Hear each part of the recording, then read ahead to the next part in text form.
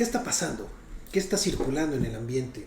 Resulta que nos estamos entrando a la temporada de influenza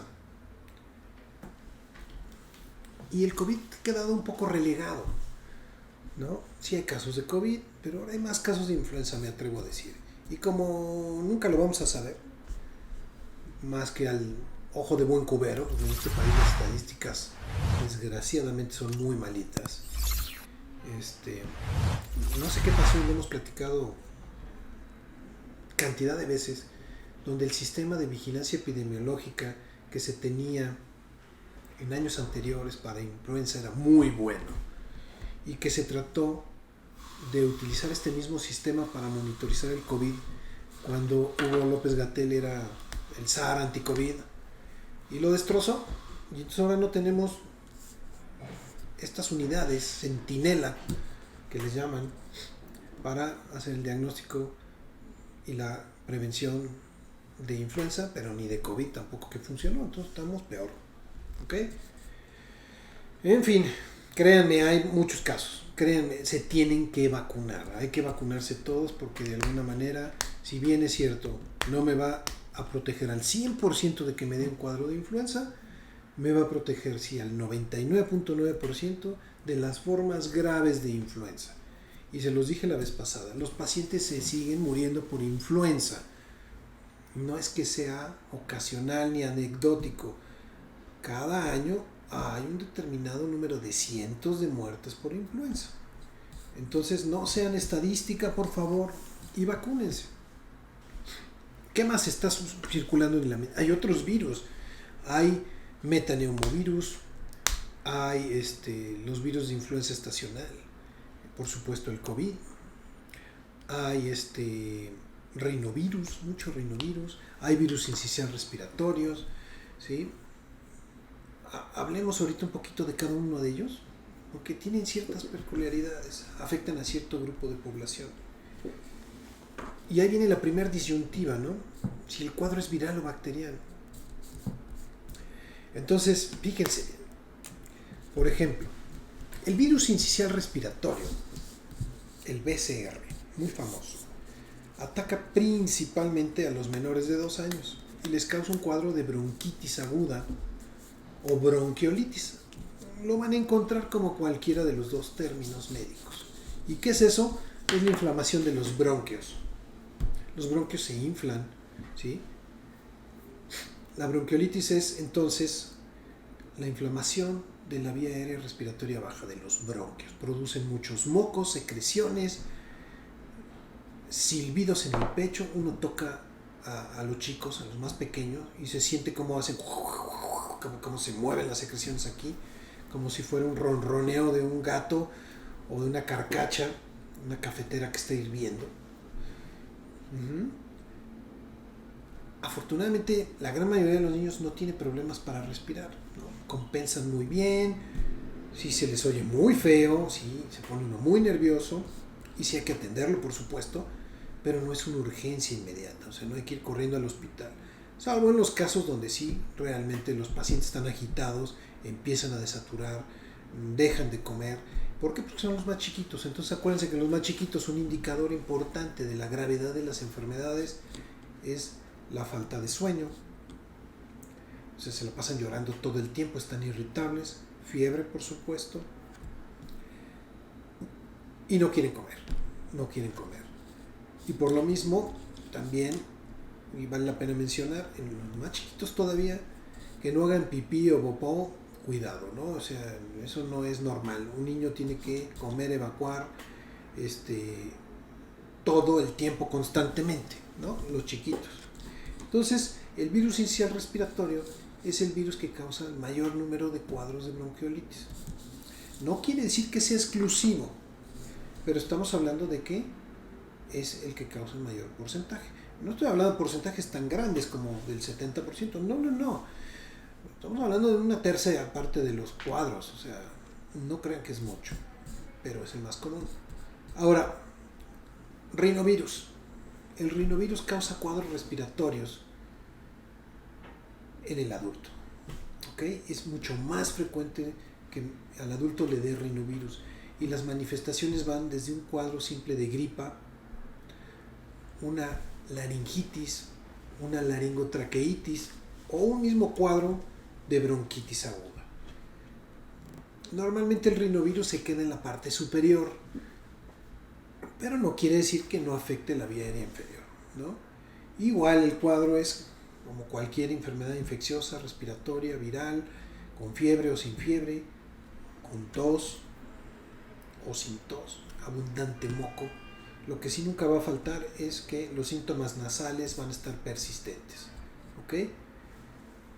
Y tenemos otros virus raros como el metaneumovirus, ¿sí? Es un virus con una circulación en esta época del año, pero es muy bajo, ¿no? O sea, se presentará que 3-5%, pero ahí está y es constante. Y si yo tengo un metaneumovirus, también me puede generar cuadros respiratorios de infecciones respiratorias bajos, como bronquitis, y que también pueden llevar a la hospitalización. También es un virus que ataca a niños, pero también puede atacar a adultos. Entonces, estos virus ahí están. Virus de parainfluenza, ¿sí? Que no es un primo de la influenza, pero es parainfluenza, y que también se ha asociado con cuadros de traqueitis o de croup. ¿Qué es el croup? Pues resulta que la infección o la inflamación de la vía respiratoria se centra más en la tráquea y en la laringe. Entonces los pacientes están disfónicos o afónicos, o sea, cuando hablan se oye bien raro, ¿no?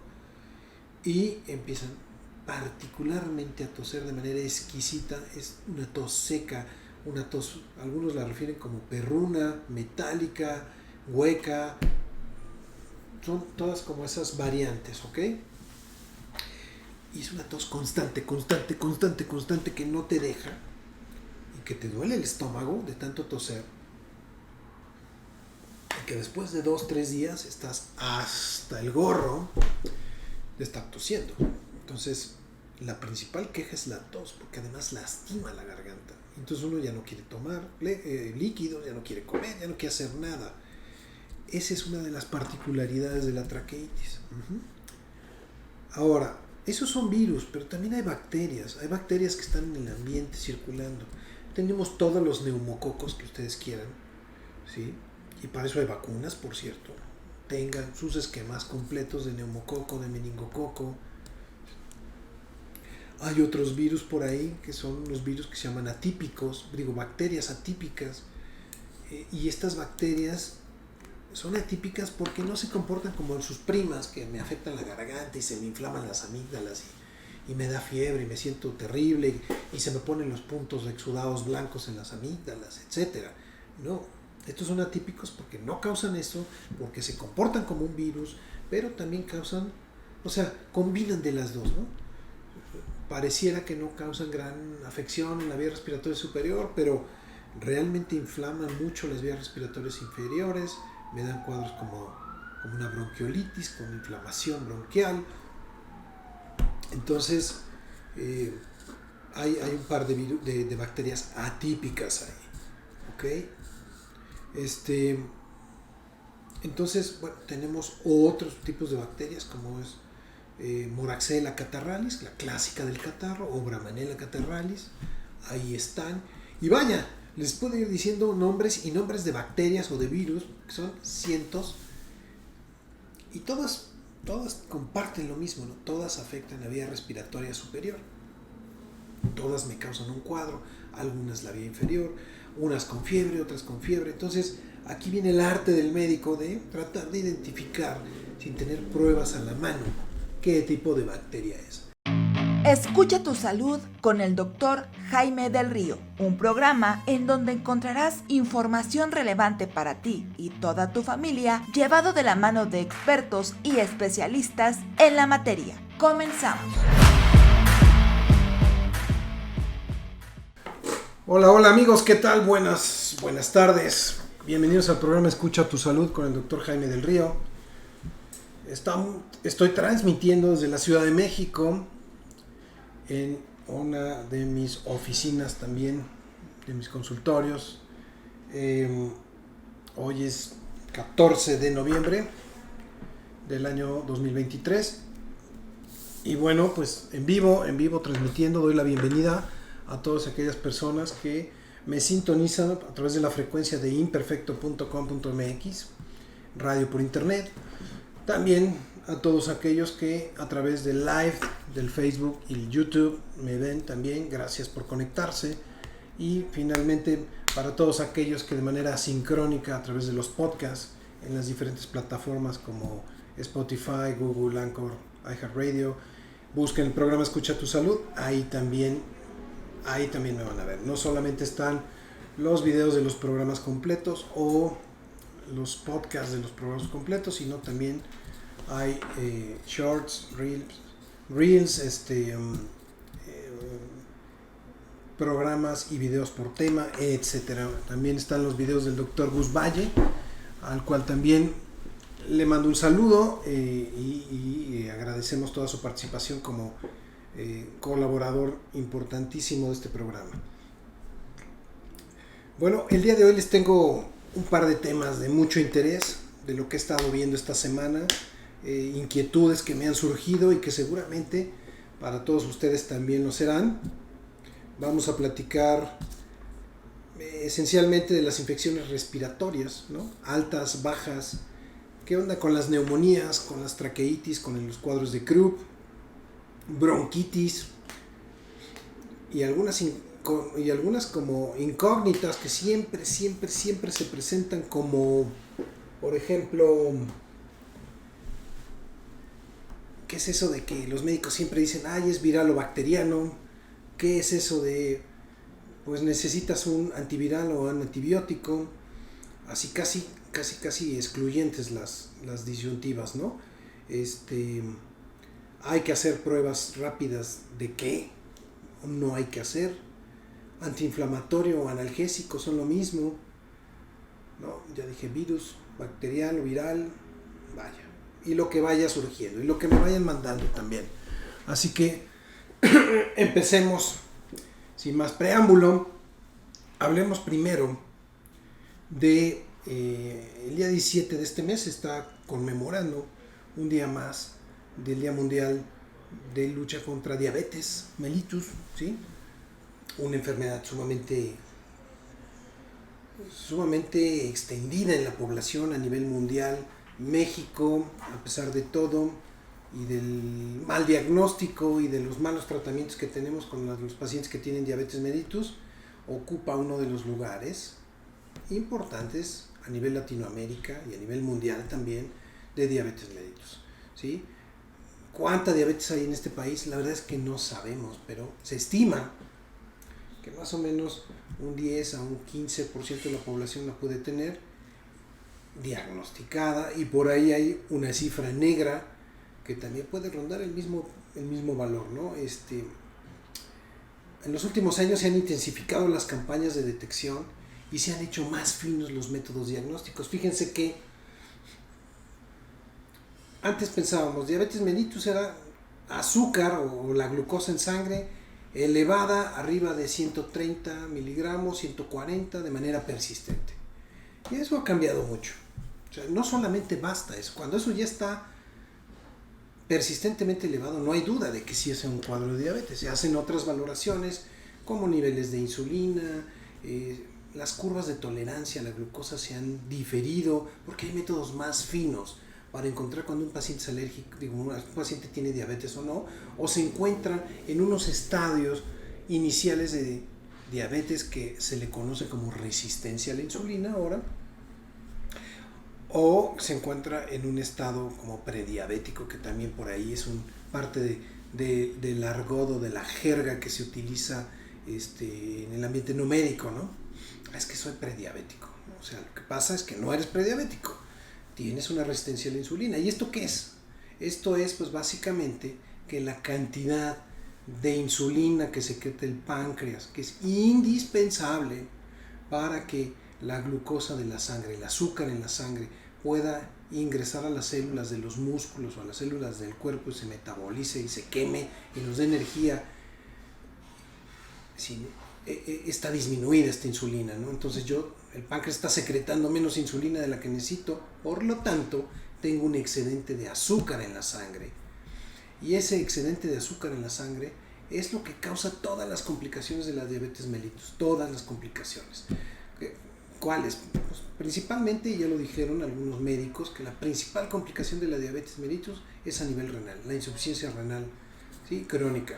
Y después vienen otras tantas, insuficiencias venosas o vasculares, alteraciones cardíacas, alteraciones o infecciones recurrentes, porque resulta, piénsenlo de esta manera: yo tengo azúcar en la sangre, vamos a poner un vaso de agua, que es nuestra sangre, y a ese vaso de agua le echamos una cucharada de azúcar, lo agitamos, se ve prácticamente normal, cristalino. Luego agarro y le echo otra, y otra, y otra. Entonces el agua de repente ya está turbia, ¿no? Se hace viscosa. Lo mismo le pasa a la sangre. La sangre tiene una osmolaridad, que es como la presión que hay a nivel del vaso sanguíneo, que está lleno de fórmulas o de células, ¿no?, como eritrocitos o leucocitos, o todas las células que lleva la sangre, nutrientes, etc. Si yo le echo azúcar, ¿qué hago? Hago una sangre espesa, una sangre que va a afectar la microcirculación. Por eso los pacientes con diabetes mellitus tienen problemas de circulación en miembros inferiores. ¿Y qué creen? Por eso se infectan los pies cuando los pacientes, porque pierden sensibilidad, chocan contra algún objeto, no se dan cuenta, se infecta con mucha facilidad porque hay azúcar ahí, crecen las bacterias con mucha facilidad. Y entonces cuando uno se da cuenta, el pie está morado, está negro, y el paciente no sintió absolutamente nada. Pasa sobre todo en pacientes de adultos mayores, y resulta que hay que amputarles el pie, hasta el tobillo, hasta la rodilla o más, porque si no se nos mueren los pacientes, ¿no? Entonces esa es otra de las complicaciones muy graves. Y bueno, ¿y por qué hay tanta diabetes? Pues es una cuestión genética, pero resulta que el estilo de vida que tenemos no es el adecuado. Ustedes se han puesto a pensar, ¿por qué ahora hay más diabetes que antes? Pues por eso, la alimentación, el estilo de vida. ¿Qué ha cambiado? El tipo de alimentos que comemos. Alimentos procesados, comida chatarra, ricos en grasas. Hemos olvidado comer alimentos naturales, alimentos de alguna manera no orgánicos. Pues no se llamaban así antes, eran alimentos pues de granja, de origen natural, y estamos comiendo porquerías. Y otra cosa muy importante, el sedentarismo. Antes la gente tenía que salir, caminar, andar en bicicleta, caminar grandes distancias para llegar solo a su trabajo. Ahora nos subimos al coche y todo lo queremos hacer en coche, ¿sí?, o en transporte. No queremos caminar, y mucho menos, ¿qué les digo?, hacer ejercicio. Pues esa falta de actividad física, ese esfuerzo, es quema de calorías, que es la quema del azúcar. Entonces le estoy quitando el azúcar a la sangre, que tiene ya de por sí más. Y además de eso, y finalmente, para concluir con este comentario, si yo tengo esta sangre o este líquido que preparé, ¿no?, esta solución con azúcar que les mencionaba, y lo paso por una coladera que tiene unos microfiltros, como son los riñones, que limpian partículas, toxinas, y los orinamos, pues ¿qué creen? Que se van tapando esas coladeras, esos riñones se van tapando, y entonces, con el paso del tiempo, el riñón hace insuficiencia renal, es decir, la coladera con la que filtramos todas las toxinas que nos van a matar en un futuro ya no funciona. Y entonces viene la principal complicación, que es la insuficiencia renal. Se asocia también con hipertensión, se asocia también con síndrome metabólico, que es el aumento de manera importante de lípidos, de triglicéridos, y entonces todo es peor, se van formando placas de ateroma, y entonces se dan cuenta cómo es un círculo vicioso, ¿no? Una cosa lleva a la otra, y los pacientes finalmente mueren de una o de otra, o de insuficiencia renal, o de problemas cardíacos, o de infecciones, problemas en los ojos. También los diabéticos sufren mucho de un problema ocular, porque resulta que el azúcar que está en la sangre, pues empieza a haber microhemorragias y exudados cotonosos en los ojos, se llenan de estos líquidos de sangre con azúcar, y entonces eso, pues vamos perdiendo la visión también. Entonces otra complicación más otra piedra al saquito, ¿no?, de los pacientes que tienen diabetes mellitus. Por eso es importante crear conciencia sobre el cambio real que tenemos que hacer del estilo de vida, si realmente queremos tener una vida plena, una vida longeva y una vida funcional, porque de qué me sirve llegar a los 70, 80 años, pues con un pie amputado, con diálisis, con hipertensión, con muchas cosas, ¿no? Entonces, pues qué calidad de vida vamos a tener. Por eso, desde la infancia, desde los niños hay que estar sobre del peso, ¿no? Un niño que es obeso tiene una probabilidad de un 75% de ser obeso en la etapa adulta, o sea, es muy pocas las posibilidades de que sea un niño obeso cuando sea joven o cuando sea adulto mayor o adulto esté en su peso, esté en ideales condiciones, y ese paciente tiene una probabilidad importante de hacer resistencia a la insulina y además obesidad y además todas estas complicaciones. México es un país de gordos, es un país de obesos, de pacientes con sobrepeso. 7 de cada 10 personas padecemos tema de sobrepeso, obesidad.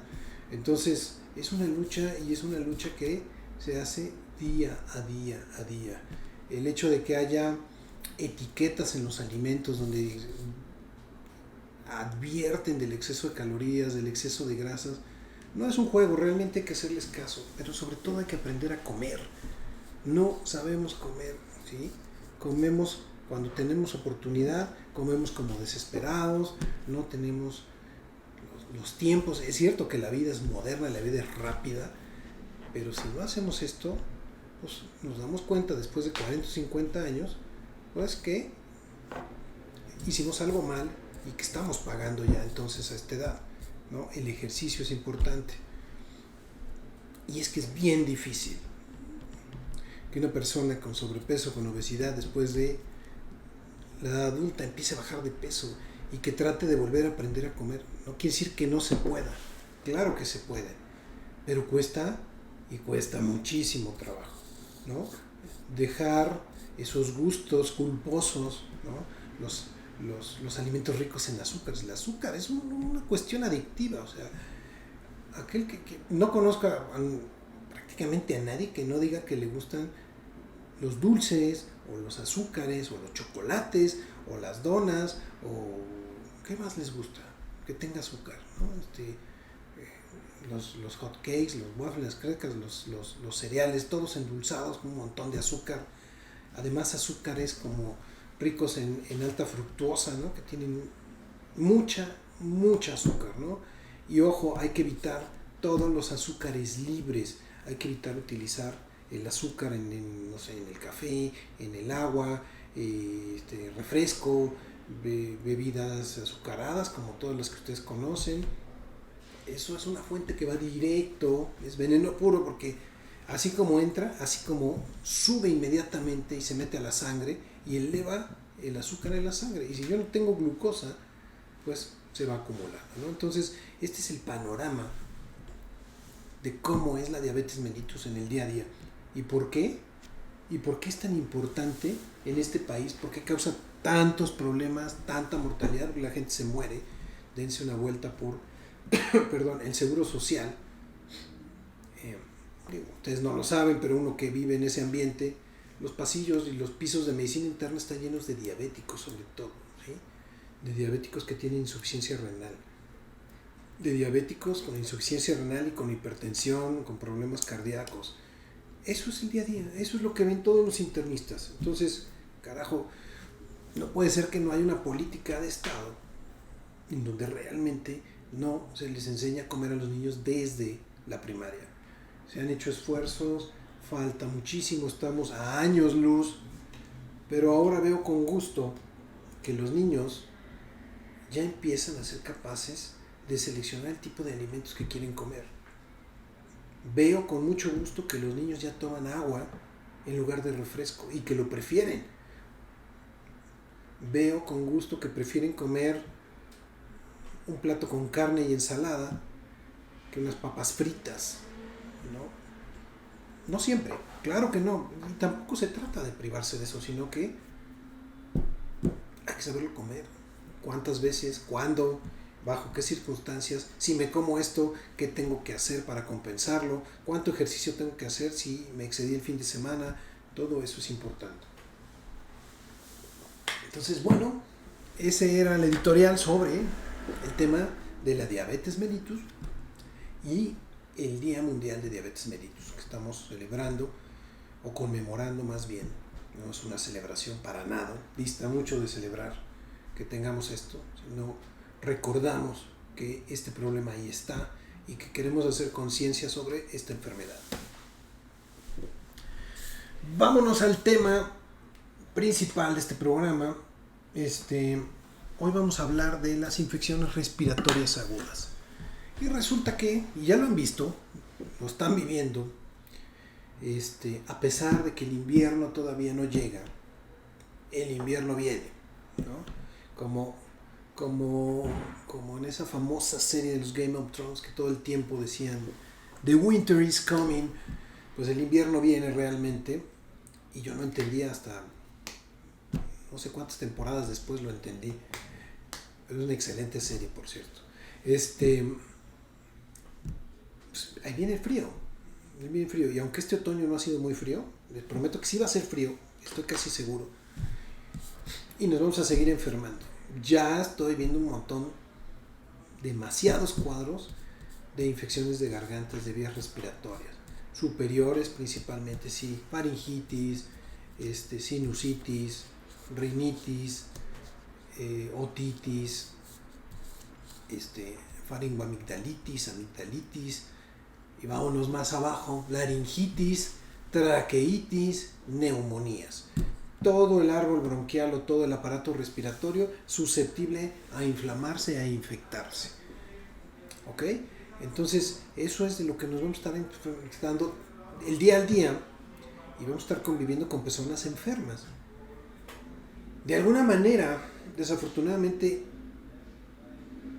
la cortesía que se ofrecía por presión social, si ustedes quieran, de usar un cubrebocas si yo estaba enfermo, se está perdiendo, ¿no?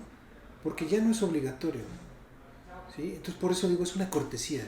Yo como persona enferma lo voy a hacer para que los demás de alguna manera estén más protegidos de mis bichos y que no los pueda contagiar, ¿no? Historias por decenas de cientos de personas donde el antecedente estaba en una junta y había alguien enfermo y yo estoy igual a los 3 días, ¿no? Es lo mismo, es lo que está pasando, es esto. Entonces, por favor, si estás enfermo, ten la cortesía, la conciencia social de ponerte un cubrebocas, por favor. Ahora que estoy aquí atendiendo niños, los papás llegan con los niños tosiendo, todos tosijosos, sin cubrebocas. Y llegan y tosen, y tosen, y tosen, y tosen. O sea, está bien, si no estás enfermo, bueno, no lo uses, pero si estás enfermo, por favor, ponte un cubrebocas. Porque también los médicos nos enfermamos y las personas que estamos atendiendo pacientes enfermos nos enfermamos. Entonces, pues también, o sea, no porque van al médico, pues van a llegar sin protección, sin nada, sino hay que protegerse. Bueno, ¿qué está pasando? ¿Qué está circulando en el ambiente? Resulta que nos estamos entrando a la temporada de influenza y el COVID ha quedado un poco relegado, ¿no? Sí hay casos de COVID, pero ahora hay más casos de influenza, me atrevo a decir. Y como nunca lo vamos a saber, más que al ojo de buen cubero, porque en este país las estadísticas desgraciadamente son muy malitas, no sé qué pasó y lo hemos platicado cantidad de veces, donde el sistema de vigilancia epidemiológica que se tenía en años anteriores para influenza era muy bueno y que se trató de utilizar este mismo sistema para monitorizar el COVID cuando Hugo López-Gatell era el zar anti-COVID y lo destrozó.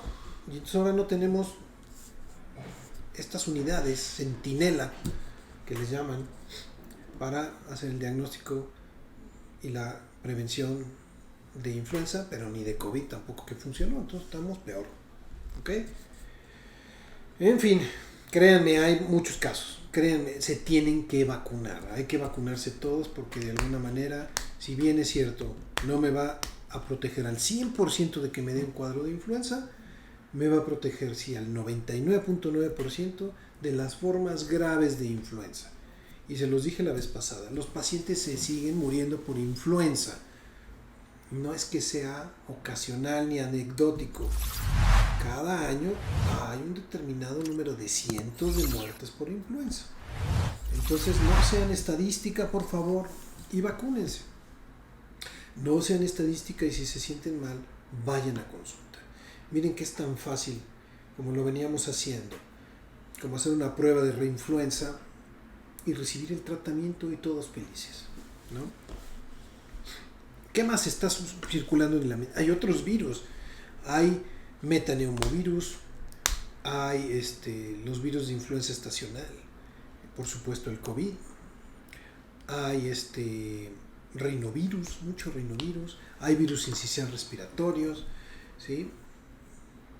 Hablemos ahorita un poquito de cada uno de ellos, porque tienen ciertas peculiaridades, afectan a cierto grupo de población. Y ahí viene la primera disyuntiva, ¿no? Si el cuadro es viral o bacteriano.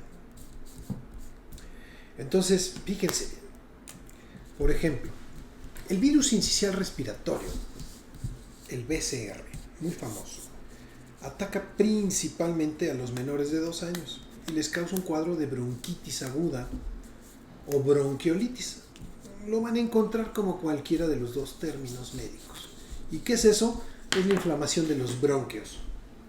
Los bronquios se inflan, ¿sí?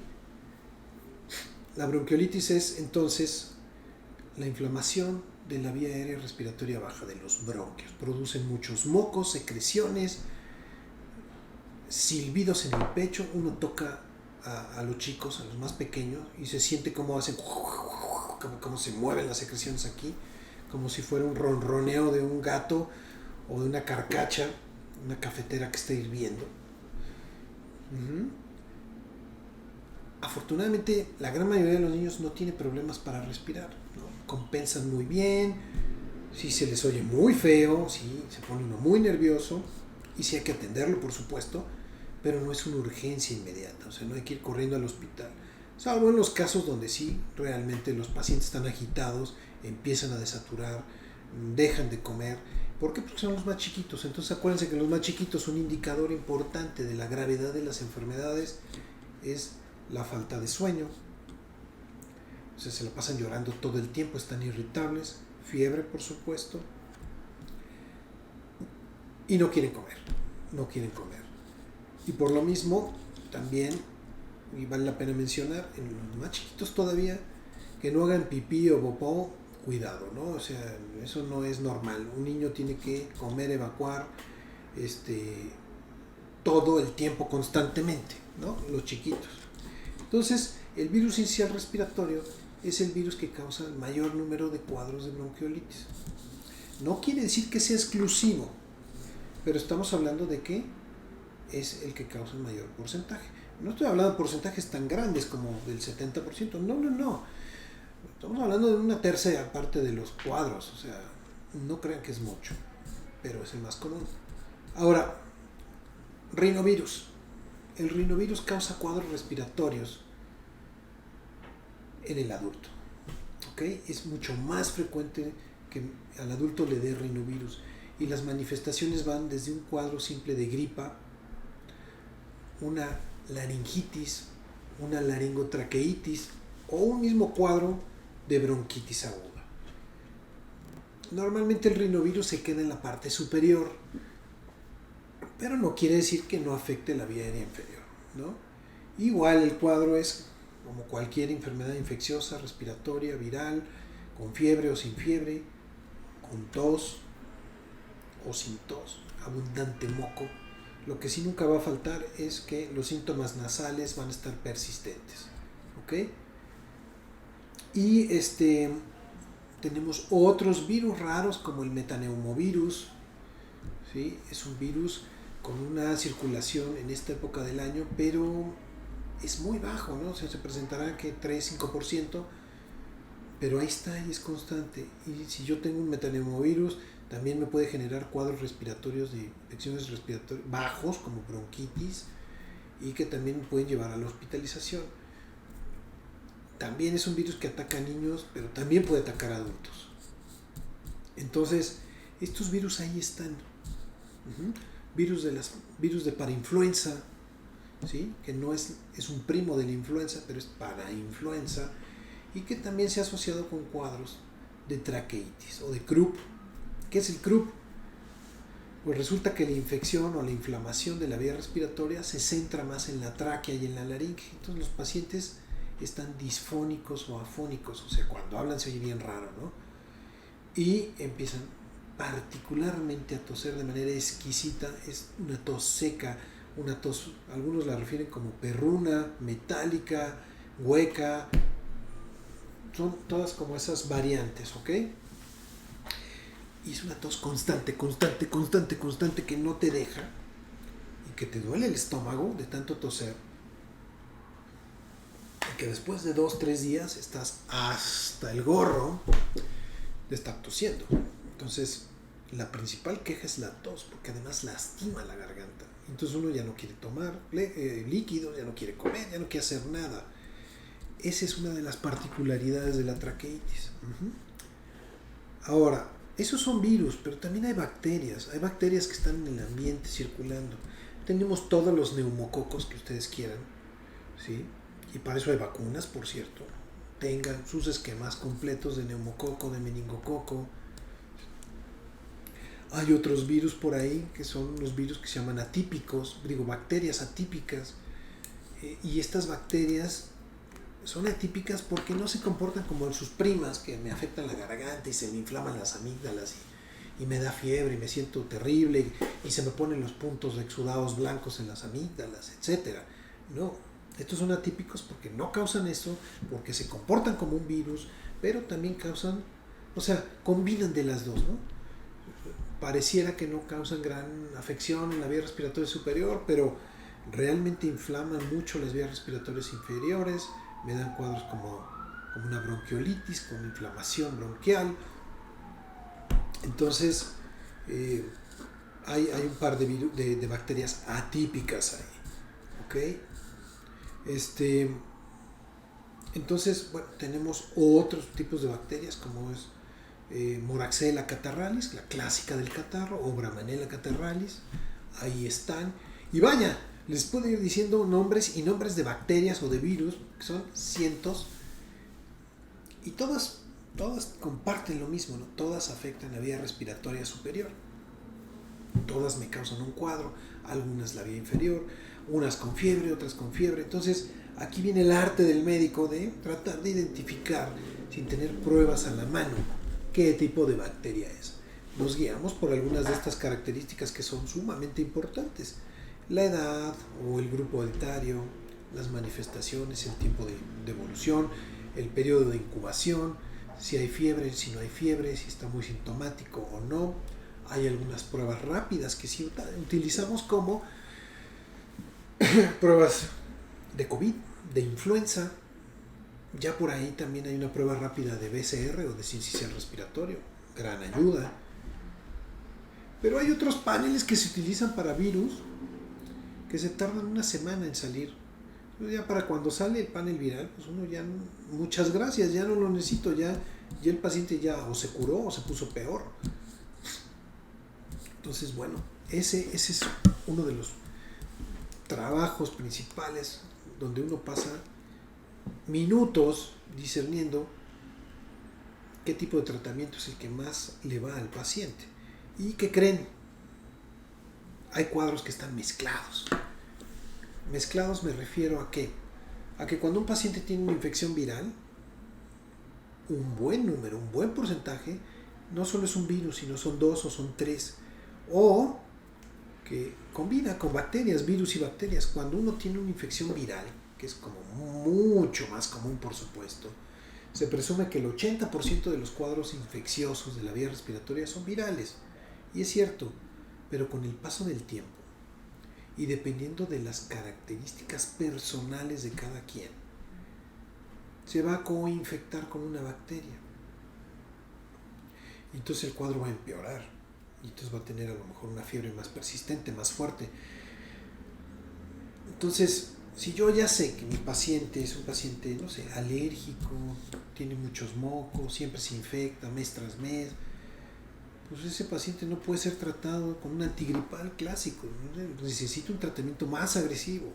O si yo sé que es un paciente muy pequeño o muy grande, donde su sistema inmune no está debidamente desarrollado, necesita un tratamiento mucho más intensivo, más fuerte, porque si no me va a progresar y me va a dar una complicación, una neumonía, una sinusitis, una otitis, etc. Si yo veo que el paciente está sumamente afectado, no quiere comer, está postrado en la cama, tiene fiebre, lo mismo. Entonces cada paciente es diferente y tiene condicionantes diferentes también. Por lo tanto, viene la otra gran disyuntiva. ¿Es viral o es bacteriano? Pues, todo esto que les acabo de decir es lo que tiene uno que pensar como médico para poder explicarle finalmente a los pacientes en una sola palabra y decirles, oigan, oye fulanito, pues ¿sabes qué? Es viral, te voy a dar paracetamol. Y entonces dicen los pacientes, híjole, o sea, vine aquí, estuve sentado tanto tiempo, pasé y nada más me dio paracetamol. No es tan fácil. No es así. Lleva todo este análisis. Y para tener este análisis y este juicio clínico se necesitan años de experiencia y de estudio. Número 1. O al revés, ¿no? ¿Sabes qué? Carlitos, pues sí, te voy a mandar antibiótico porque es bacteriano. O considero que te voy a mandar los dos porque te veo cara de los dos. También se vale. ¿Antiinflamatorio o analgésico? ¿Qué onda con eso? Pues resulta que los analgésicos calman el dolor, las molestias, y los antiinflamatorios me desinflaman, como dice su nombre. Pero no se preocupen. La mayoría, de hecho el grupo de estos medicamentos se llama analgésicos antiinflamatorios no esteroideos. ¿Como cuáles? Pues como el paracetamol, que conocen muy bien, como el ibuprofeno, como el naproxeno, el diclofenaco, etc. Algunos son mucho más efectivos para desinflamar y en segundo lugar controlan los malestares y la fiebre, y otros son mucho más efectivos para controlar el malestar y la fiebre y son menos antiinflamatorios. Los dos hacen lo mismo o actúan en ambos sentidos, pero unos más que otros.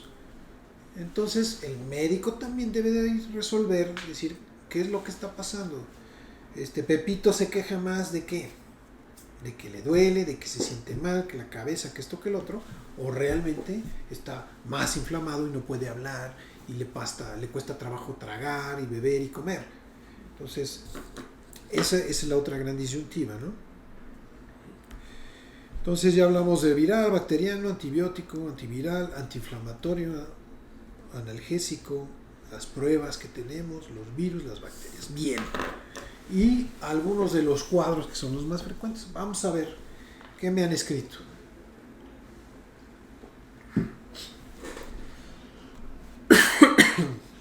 Venga, dice: doctor, lo que pasa es que no sabemos lo que es la diabetes hasta que lo tenemos. O hay personas que no les gusta cuidarse. Dicen que hay algo de lo que se van a morir y por desgracia se van, pero por partes. Saludos, excelente tema, Francisco. Así es, Francisco, desgraciadamente me he encontrado de todo. Pacientes que dicen eso, ¿no? De algo me he de morir, ¿no? Y cuando ya están muriendo no querían, ¿no? Finalmente no.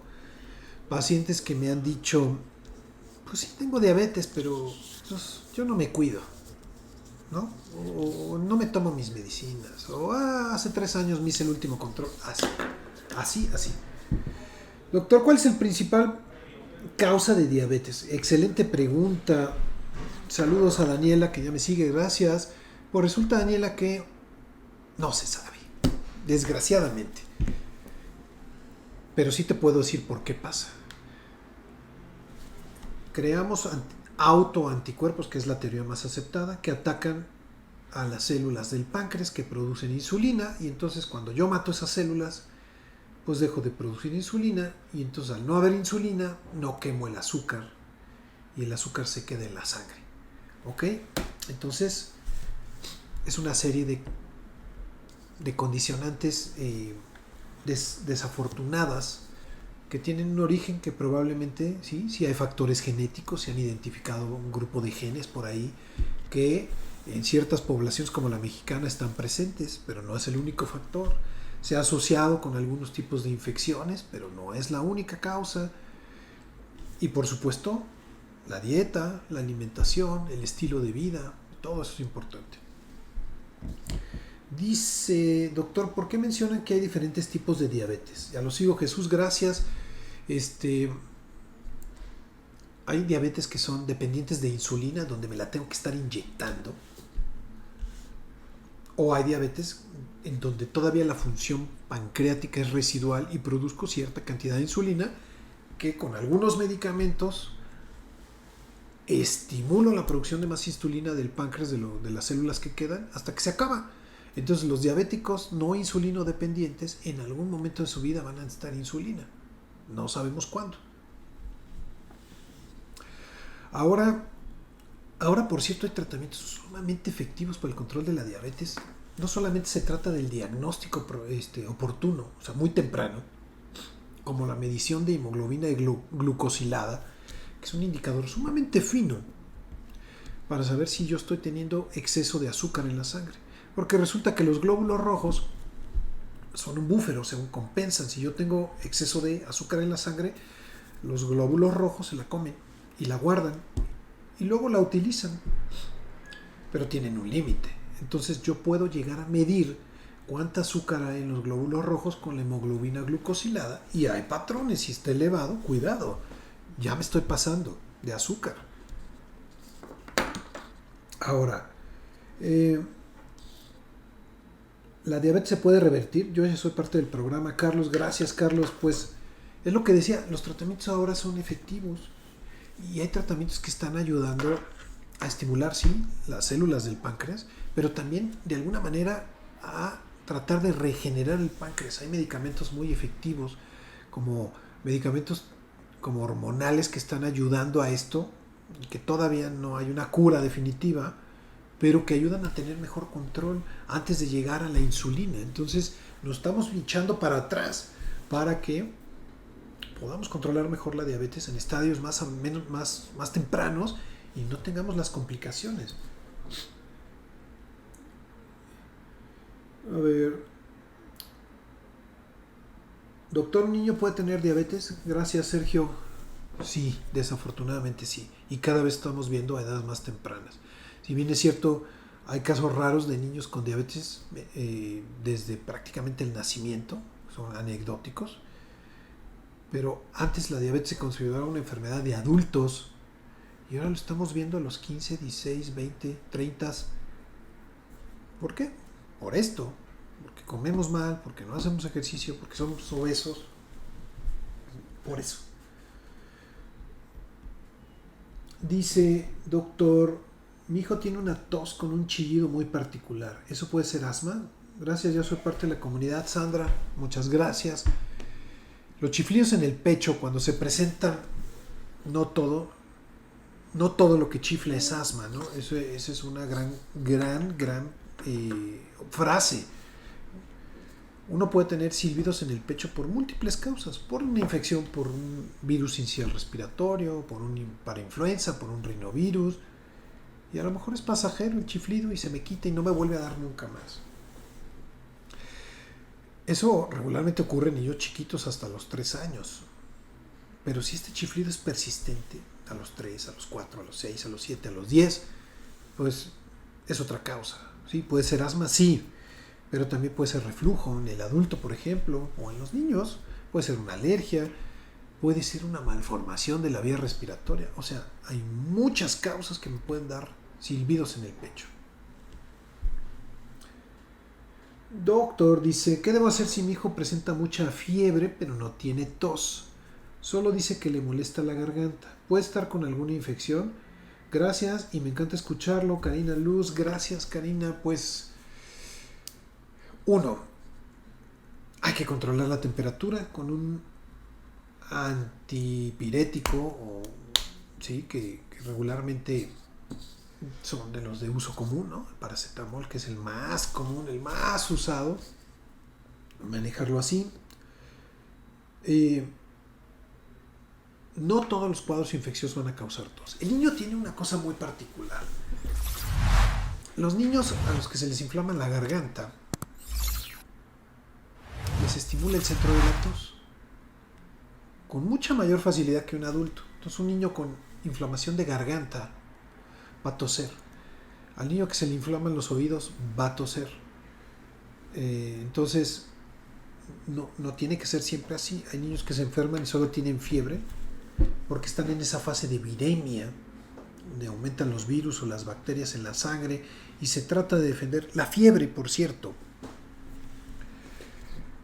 es un mecanismo de defensa, por mucho que aunque uno no lo crea, ¿no? Porque uno se siente terrible cuando le da fiebre. Pero ¿qué pasa?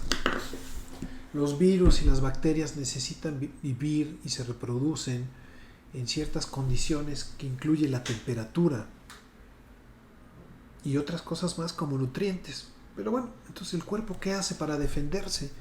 Pues aumenta la temperatura y la aumenta 1 grado, medio grado, ¿no? ¿Para qué? Para que le cueste más trabajo al virus adaptarse a esta nueva temperatura y no se reproduzca con tanta facilidad.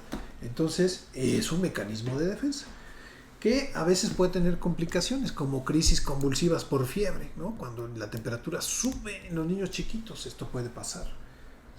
Entonces por eso la controlamos. Doctor, ¿cuál es la diferencia entre tos seca y tos con flema? ¿Y cuál es más peligrosa? Saludos de Anim. Anim, pues resulta que la tos seca es esa tos, como les decía, de foca, de perro, metálica, hueca. Y la tos con flema es cuando uno tose y arroja secreciones o se escucha cómo se mueve. En ambos casos, una tos seca hay que hacerla y evolucionar, necesariamente va a evolucionar una tos flemosa antes de secarse. Es la evolución de la tos, siempre va a pasar en más o menos grado. Ahora, la tos por sí sola no es peligrosa, pero es peligrosa si no tratamos al paciente, ¿no? O sea, dejamos que se quede ahí con sus secreciones 1 mes, pues ese moco que está ahí pues es susceptible de que llegue una bacteria y se instale y empiece a crecer, ¿no? Es como un medio de cultivo. Entonces sí tendría yo mucho cuidado con tener muchas secreciones mucho tiempo. Dice, doctor, ¿es normal si sufren de un broncoespasmo o bronquitis que tengan fiebre? Gracias, Jorge. La diferencia entre la bronquitis y el broncoespasmo es una cosa muy técnica y lo voy a explicar así. La bronquitis es la inflamación del bronquio en cualquier parte del árbol bronquial, ¿no? Y el broncoespasmo solo se presenta, digamos que en las partes distales, en las ramas finales del árbol bronquial, y que consiste en que el músculo que rodea como espiral los bronquiolos terminales o los bronquios finales donde se hace el intercambio gaseoso, pues esta espiral se aprieta y entonces evita que el aire entre, ¿sí? El aire que respire llegue a este punto donde se hace el intercambio gaseoso en los pulmones. En cambio, una bronquiolitis va a tener obstrucción no solamente en esta parte distal, sino a lo largo de todo el trayecto del árbol respiratorio. Entonces, esa es una diferencia técnica que a lo mejor clínicamente no se ve, pero es lo que está pasando por dentro.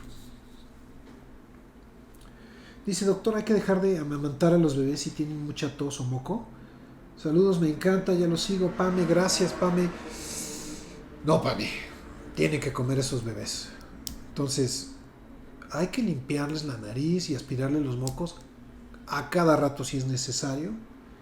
Y si el moco no deja de brotar, necesariamente, y sobre todo son bebés, hay que ir a consulta, hay que atender a esos chiquitos. Los bebés son muy delicados, los bebés en cuestión de horas pueden ponerse muy bien o muy mal. Entonces, cuidado con ellos. Doctor, ¿qué medidas hay que tomar en casa para evitar que un niño con problemas respiratorios empeore? Gracias, Beto. Ahí van las recomendaciones para todos. Y son muy lógicas, o sea, si hace frío me cubro. Si está lloviendo, pues no salgo o me pongo y no me mojo. Si ya me mojé, pues me cambio la ropa y me baño con agua caliente. ¿Sí? Eso es muy básico. ¿Puedo tomar vitamina C? Sí, me ayuda. La vitamina C ayuda a mejorar el sistema inmunológico. ¿Puedo tomar vitamina D? También me ayuda. Cada paciente tiene sus dosis y es recomendable que vayan con su médico y les diga cuánto hay que tomar. No es lo mismo un niño, un adulto. Entonces, eso, alimentación sana, alimentación rica en cítricos, sí, por supuesto ayuda. No fumar, no convivir con fumadores o que fumen ellos a 20 metros de donde está uno, sería ideal. Los contaminantes, evitar hacer ejercicio en horarios donde está muy contaminado, todo eso afecta y me puede dar cuadros infecciosos. Entonces, estas recomendaciones son básicas, Beto. Dice otra, ¿sirven las nebulizaciones y los baños de vapor? Y si sí, ¿en qué caso lo recomienda? Recomendaría estos nebulizaciones sobre todo, más que los baños en vapor, porque la nebulización es en frío o a temperatura ambiente más bien, y ayudan a que la tos seca se haga flemosa. Y no es lo mismo, y lo sabrán ustedes bien, todos los que han tenido una tos seca, lo desgastante que es que toser con flemas. Entonces, y además estamos ayudando a aliviar más rápido la tos, ¿no? Pasamos de lo seco a lo flemoso y después hay que sacar esa flema, pero es más fácil sacar una flema que hacer que una tos seca se controle. Entonces, nebulizaciones con solución fisiológica, con suero fisiológico, eso es lo mejor. Doctor, ¿qué tipo de calefacción favorece o desmejora los cuadros bronquiales? Tania Méndez. Tania, pues mira, si utilizamos los calentadores de aire, que son un ventilador con una resistencia, lo único que hacen es que van a secar el ambiente y van a secar mis secreciones de la vía respiratoria o la humedad que debería de tener la vía respiratoria de manera normal. Por lo tanto, es muy probable que me dé tos seca. Los calentadores tipo aceite son mucho mejores y se puede regular la temperatura durante el transcurso de la noche. Entonces, esos serían los que yo más recomendaría, o las placas térmicas que van en las paredes, o por supuesto la calefacción que va en el piso. Otra pregunta, ¿el humidificador para el cuarto ayuda o empeora los problemas respiratorios? Saludos, ya lo sigo, Verónica. Gracias, Verónica. Yo recomiendo que si vamos a usar un humidificador sea por periodos cortos y que no sea en la habitación porque la vamos a hacer húmeda. Entonces sí, ¿cuándo lo uso? Cuando la tos es seca y la quiero hacer húmeda. Entonces recomiendo sesiones de 3-4 veces al día por periodos de 10 minutitos en la sala de la tele, en el estudio, en otro lado que no sea la habitación y no toda la noche, por supuesto, porque si no, al rato vamos a tener una tos muy húmeda, muy flemosa y me va a costar mucho trabajo sacar todas esas secreciones.